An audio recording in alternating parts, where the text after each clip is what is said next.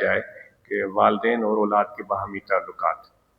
کیوں بعض اوقات ہم جو ہیں فوراً کسی چیز کو حاصل کر لیتے ہیں جس چیز کے بارے میں ہمیں علم نہیں ہوتا، ہمیں تجربہ نہیں ہوتا. کوئی ایک مثال جس طرح یہ وہ مناسب لگتی ہے، عربی پہلے بھی یہ مثال عرض کی گئی تھی کہ ایک بادشاہ کا شاہین تھا. وہ شاہین بادشاہ کا بڑا ہی پسندیدہ تھا، وہ ہمیشہ اس کے قریب رہتا تھا. وہ اچانک وہ شاہین یعنی باز سندھی میں چیجے تو باز، وہ باز ॾاढो हुनखे प्यारो हुयो ऐं इंतिहाई सुधारियल सेखारियल हुयो. उहो हिकु ॾींहुं महल मां उॾी वियो. जंगली जानवर था थियनि, परिंदा थियनि था, त उॾी वियो. हुनखे उॾण जे करे उहो भटकिजी वियो ऐं महल जे बजाए वञी हिकु पोड़ी औरत जेका झंग में रहंदी हुई, जो जंगल में एक बूढ़ी औरत रहती थी, उसके कुटिया के ऊपर जाकर बैठ गया. बुढ़िया ने उस बाज को देखा तो उसको बड़ी हैरत हुई, मैं अकेली रहती हूँ, ये कैसे पहुंचा. तो जब आगे बढ़ी तो वो बाज भी उसके करीब आया, क्योंकि वो पहले से इंसानों से मानूस था. तो उस बुढ़िया ने उस बाज को पकड़ा. उस बुढ़िया को बाज को देखकर वो हैरत में पड़ गई, क्योंकि आपको पता है कि बाज कामयाब होते हैं. अब बुढ़िया को चिड़ियों का तो पता था, बुढ़िया को कौवों का भी पता था, मुर्गों का भी पता था, लेकिन बाज तो उसने कभी देखा ही नहीं था.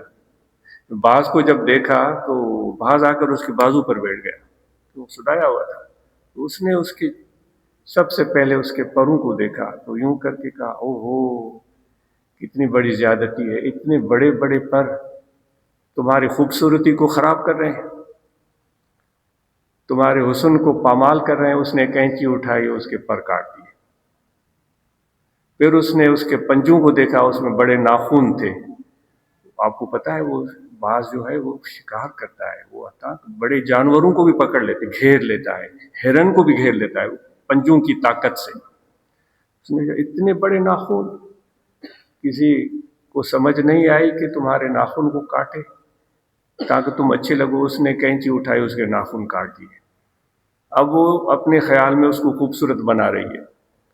फिर उसने उसको उसकी चोंच को देखा. तो आपने शाहीन को देखा हो, उसकी चोंच मुड़ी हुई होती है यूं, तो वो गोश्त खाता है, उस मुड़ी हुई चोंच को खंजर की तरह इस्तेमाल करता है. उसने कहा अल्लाह, ये चोंच, ये कैसी चोंच है, तुम दाना कैसे खाओगे, इस तरह मुड़ी हुई चोंच से तुम दाना कैसे खाओगे, ये तो बड़ी ज्यादती है. उसने कैंची उठाई, उसके चोंच में काट दी ताकि दाना तो खा सको. वो बादशाह बड़ा परेशान, उसने बड़े लोगों को भगाया. वो हर तरफ भागे, भाई बाज कहाँ गया, बाज कहाँ गया. वो भागते भागते हाँपते काँपते वो कुटिया तक पहुंचे. वहाँ बाज को देखा, बाज को पहचाना, लेकिन वो तो सर पीट कर रह गए. क्या करते, वो बाज लेकर बादशाह के पास पहुंचे. बादशाह ने बाज को देखा, उसने कहा अफसोस, तो कितना बासलाहियत और कितना ही जी वकार परिंदा, तू जाहिल और अनपढ़ और गंवार लोगों के हत्थे चढ़ गया, तेरी ये हालत बना दी है. तो क्या हम बच्चों की वो हालत तो नहीं बनाते जो उस बुढ़िया ने उस बाज की बनाई थी.